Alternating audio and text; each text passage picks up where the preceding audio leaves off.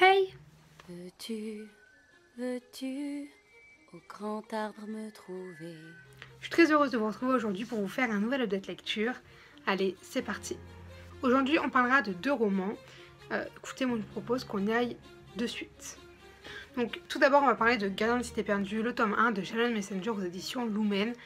Alors, ce premier tome de cette saga a été un énorme coup de cœur, mais tellement que c'est l'un de mes romans préférés. C'est vrai que depuis 2019, donc sachant que quand je tourne cette vidéo, on est en mars, c'est vraiment mon roman coup de cœur de cette année.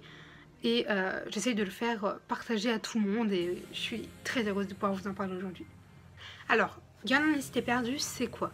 Ça va être donc l'histoire de Sophie, qui est une jeune fille de 12 ans, qui en fait habite sur Terre et depuis qu'elle a 5 ans, elle entend toutes les pensées des gens.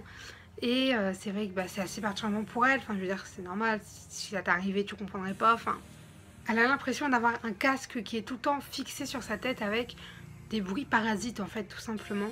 Du coup ça la met un peu à l'écart dans son école, dans la société en général. Elle sait totalement qu'elle est différente, qu'elle est pas normale, qu'il y a quelque chose qui va pas chez elle.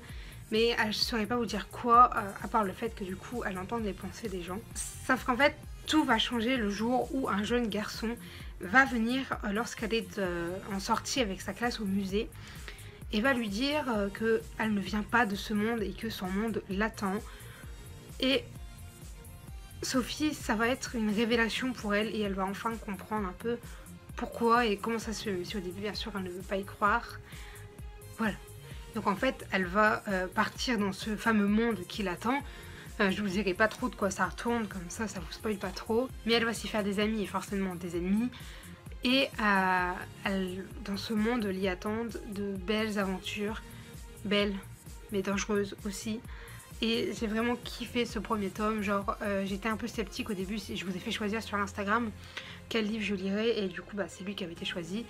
Et finalement voilà, ça a été un énorme coup de cœur, en 3 jours il était fini et je voulais absolument savoir la suite. Du coup voilà, pour ce qui est du résumé je pense que c'est pas trop mal, je veux pas trop vous spoiler non plus. Donc je vous en dirai pas plus que ce qu'on sait grâce à la 4e de couverture. Alors pour ce qui est de mon avis, je vous l'avais déjà dit dans le book haul, mais c'est un énorme coup de cœur, et puis je vous l'ai dit dans le début de vidéo aussi, je le surkiffe, et même aujourd'hui, c'est-à-dire que quand j'y repense, j'ai tout de suite le sourire aux lèvres, je me dis ah oui, j'aime beaucoup, j'aime beaucoup trop d'ailleurs, à savoir.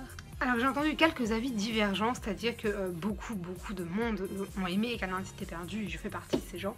Il y en a d'autres également qui ne l'ont pas aimé, ou du moins pas vraiment, je pense notamment à Lemon June, mais bon écoutez, c'est un gros coup de cœur et je suis très contente de pouvoir lire la saga en fait, tout simplement, de pouvoir l'enchaîner. J'ai découvert cette saga grâce à Piketty Bookin, ou de la chaîne Piketty Bookin, puisque elle en avait parlé, si je me rappelle bien, elle en avait parlé, c'est vrai que ça avait été la révélation en mode ce livre a l'air beaucoup trop bien.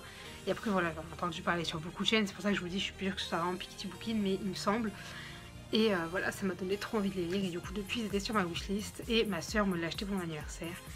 Et je ne peux que la remercier puisque voilà, elle m'a fait découvrir sûrement ma saga préférée, tu vois, pour l'instant elle l'est.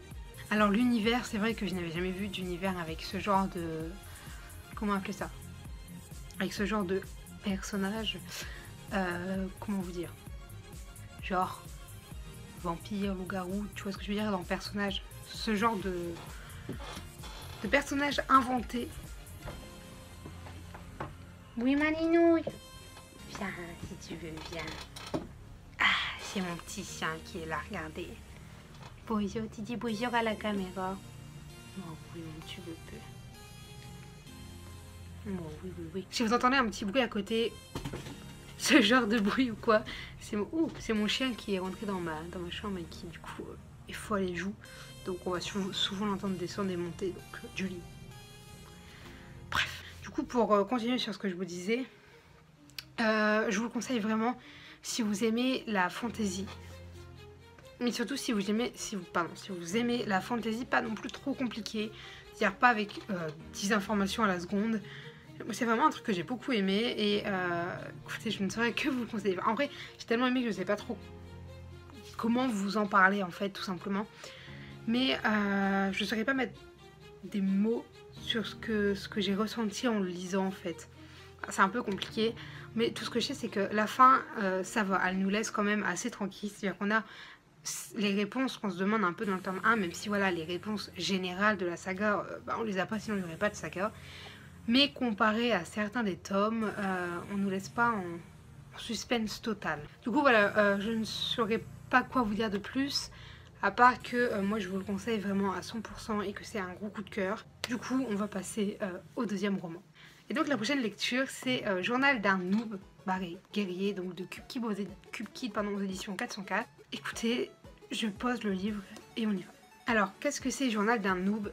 C'est tout simplement l'histoire de Minus, qui est donc un villageois de Minecraft, plus précisément de la ville de Minecraft. Alors Minecraft c'est un jeu vidéo, je pense que beaucoup d'entre vous connaissent. Et il voudrait devenir un guerrier, aventurier, enfin tout ça. Comme Steve qui est donc le personnage principal du jeu. Et le problème c'est que un villageois ne devient pas guerrier, tout simplement. Sauf que le problème c'est que les monstres arrivent et ils sont de plus en plus nombreux et de plus en plus intelligents. Sauf que comme je vous l'ai dit, donc les monstres commencent à attaquer tous les villages et du coup ce n'est plus possible.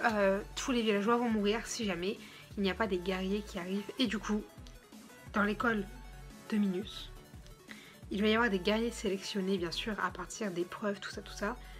Et son objectif à lui c'est de réussir, mais bien sûr il y a son ennemi qui s'appelle Max qui va essayer de lui mettre des bâtons dans les roues. Voilà. Alors ce livre, je l'ai beaucoup aimé et en plus de ça il est illustré. Là voilà, je vous montre des pages. Après voilà, il y a des pages qui ne sont pas illustrées, même si au début du tome 1 c'est rare d'en voir des pas illustrées. Du coup j'ai beaucoup aimé en fait, c'est ce livre là qui m'a permis de recommencer à lire en janvier. Et en fait avec les images c'était beaucoup plus facile pour moi d'être à fond plongée dans l'histoire si je puis dire, puisque justement quand il parlait de quelque chose c'était illustré à côté ou... Enfin vous voyez ce que je veux dire. Et pour ce qui est de l'histoire, donc j'ai beaucoup aimé, bon voilà c'est une histoire vraiment très jeunesse, enfin c'est logique je pense. Ça se voit que c'était pas fait pour des adultes tout simplement. Mais moi j'ai beaucoup aimé, j'ai beaucoup apprécié en fait avoir une histoire plongée dans l'univers de mon jeu vidéo préféré. Et écoutez, je ne saurais que vous le recommander si vous aimez Minecraft. Après voilà, j'ai pas grand chose de plus à vous dire, à part que voilà, ça a été quand même une très bonne lecture, bon, pas un coup de cœur, mais une très bonne lecture et que j'ai même déjà lu le tome 2. Voilà. Alors je sais que mon avis sur Journal d'un noob était assez court, mais en même temps j'ai pas non plus tant de choses que ça à vous dire dessus. Alors voilà, c'était une bonne lecture, que voilà, j'ai beaucoup apprécié quand même le lire, mais je ne saurais pas quoi vous dire de plus, tout simplement.